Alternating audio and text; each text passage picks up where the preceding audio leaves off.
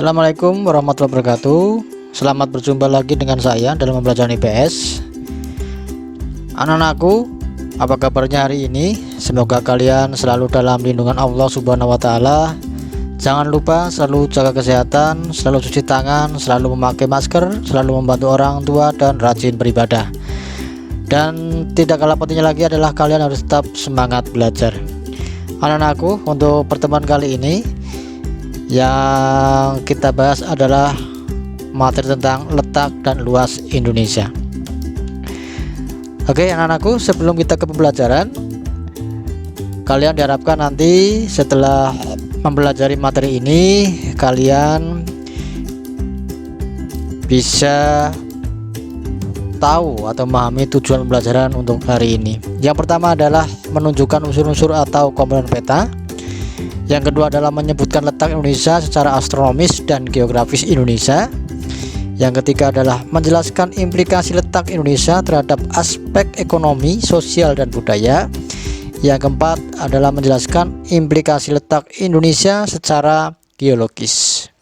Demikian anak-anak, itulah tujuan pembelajaran untuk hari ini. Nanti kalian perhatikan dan nanti kalian pelajari. Oke anak-anakku, langsung saja. Letak dan luas Indonesia. Informasi keruangan dari peta ya. Oke. Informasi suatu tempat di muka bumi dapat diperoleh secara cepat melalui peta.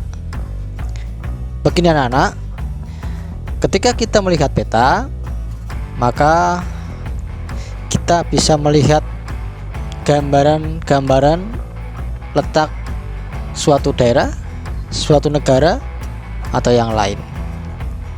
Nah, dari keruangan dari peta ini, kira-kira apa sih pengertian dari peta itu sendiri? Ya.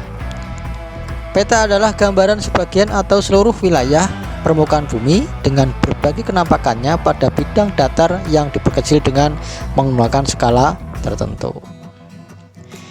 Oke anakku, syarat-syarat peta.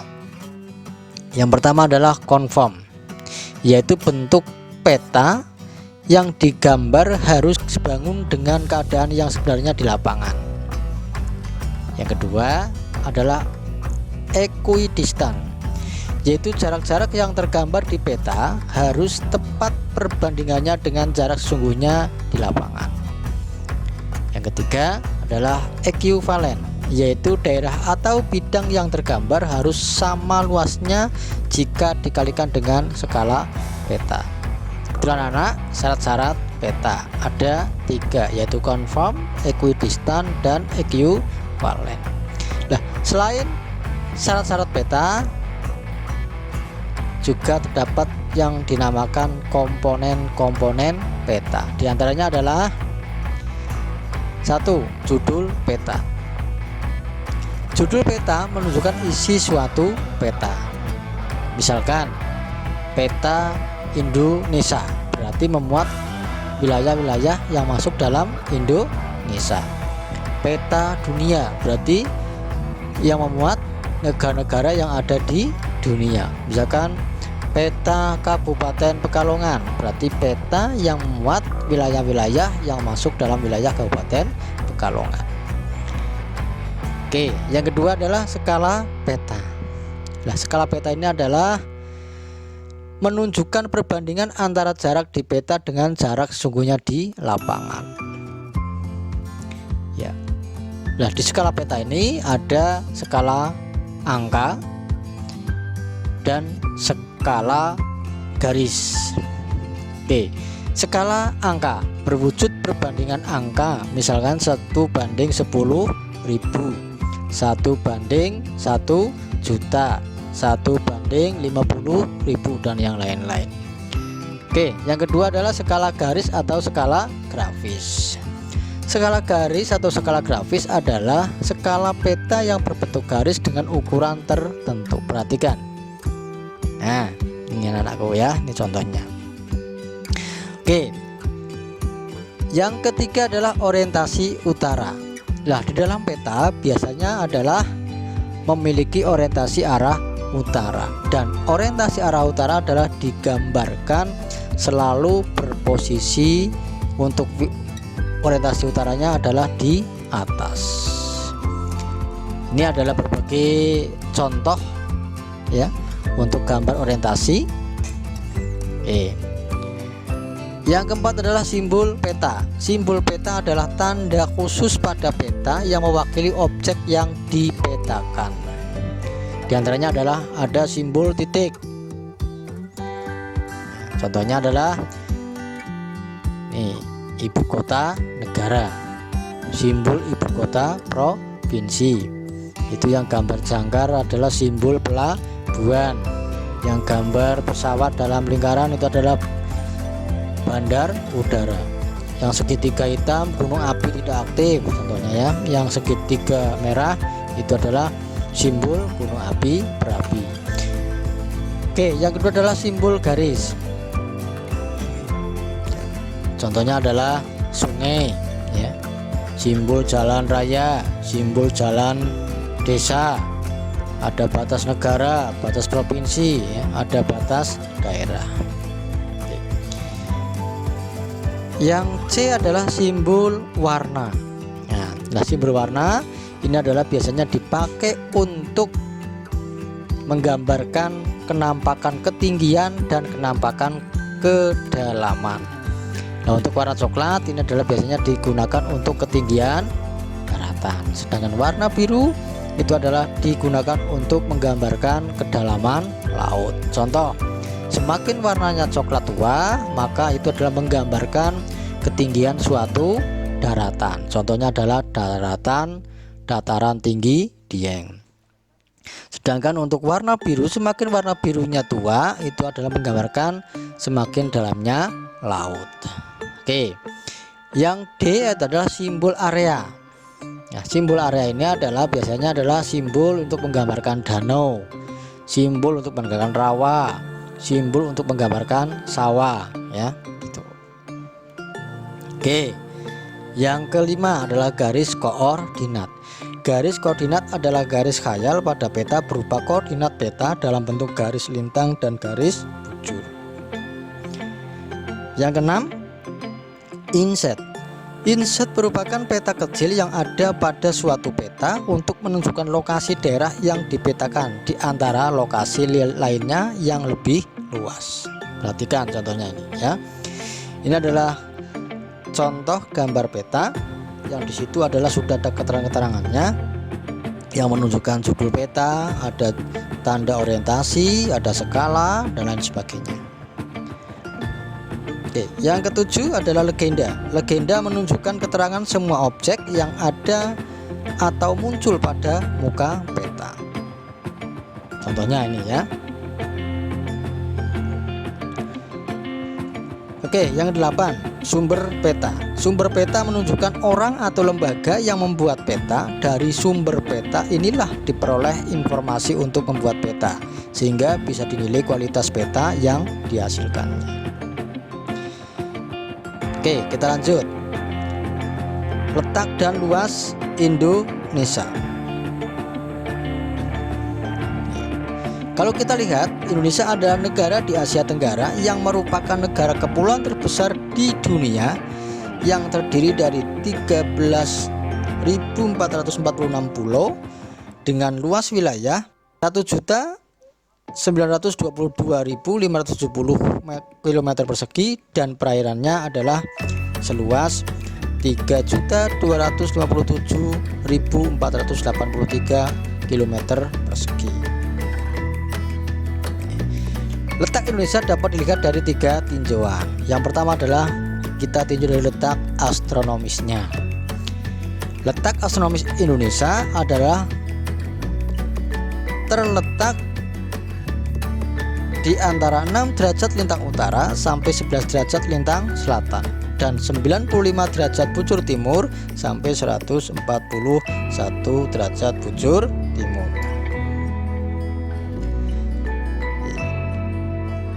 Nih, nah dari pengaruh letak astronomis Indonesia, dengan adanya letak di 6 derajat lintang utara dan 11 derajat lintang selatan dan 95 derajat bujur timur sampai 141 bujur timur, itu adalah yang pertama adalah hanya memiliki 2 jenis musim, yaitu musim hujan dan musim kemarau. Tidak seperti negara-negara di Eropa ya, itu ada musim dingin, ada musim panas itu ya, dan ada musim gugur. Oke, yang kedua, Indonesia memiliki curah hujan dan kelembaban tinggi. Akibatnya Indonesia memiliki hutan hujan tropis.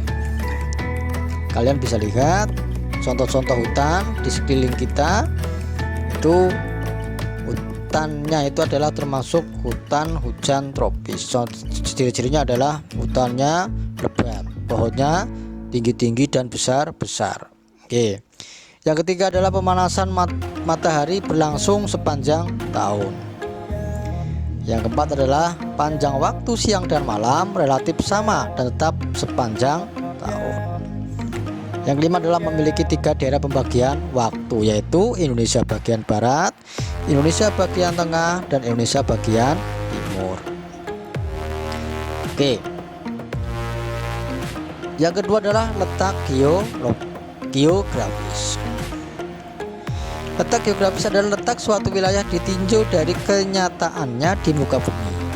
Letak tersebut berkaitan dengan posisi relatif suatu wilayah terhadap wilayah lain di sekitarnya. Perhatikan, kalau kita lihat untuk posisi wilayah Indonesia itu adalah di posisi silang, yaitu diapit oleh 2 samudra dan 2 benua. Apa saja tanah? 2 samudra, yaitu Samudra Pasifik dan Samudra Hindia. Sedangkan benuanya itu adalah benua Asia dan benua Australia. Nah, dari posisi Indonesia inilah Indonesia itu lebih diuntungkan dengan letak geografisnya. Atau pengaruh letak geografis Indonesia adalah Indonesia dipengaruhi angin muson sehingga musim berganti tiap 6 bulan sekali, yaitu musim kemarau dan musim penghujan. Yang kedua adalah Indonesia berada pada pertemuan jalur pegunungan muda. Akibatnya banyak gunung berapi, rawan gempa, dan kaya bahan tambang. Yang ketiga adalah posisi di antara 2 samudra dan benua menjadikan Indonesia sebagai jalur lalu lintas perdagangan internasional. Yang keempat adalah posisi di antara 2 benua membuat Indonesia memiliki keanekaragaman flora dan fauna serta keuntungan politiknya. Oke, yang ketiga adalah letak geologis. Letak geologis adalah letak suatu daerah atau negara berdasarkan keadaan batuan-batuan yang terdapat pada tubuh bumi. Oke. Dampak dari letak geologis Indonesia antara lain sebagai berikut. Yang pertama adalah Indonesia memiliki banyak gunung berapi. Nah, Indonesia dikenal ada 1 gunung yang paling aktif ya, yaitu terletak di Yogyakarta, yaitu Gunung Merapi ya. Oke. Yang kedua adalah wilayah Indonesia termasuk daerah yang labil dan sering mengalami gempa bumi, tektonik, dan vulkanik. Yang ketiga adalah di dalam perut bumi wilayah Indonesia terdapat banyak kandungan bahan tambang seperti minyak bumi, emas, timah, boksit, dan batu bara. Yang keempat adalah pegunungan di Indonesia merupakan rangkaian pegunungan muda sirkum Mediterania dan sirkum Pasifik. Yang kelima adalah laut di Indonesia Barat dan Indonesia Timur dangkal. Di Indonesia Tengah lautnya dalam. Demikian anak-anak untuk materi hari ini. Mudah-mudahan kalian bisa memahami. Dan sampai berjumpa di lain waktu. Jangan lupa selalu belajar, selalu menyempatkan diri untuk membuka buku dan membacanya. Terima kasih. Wassalamualaikum warahmatullahi wabarakatuh.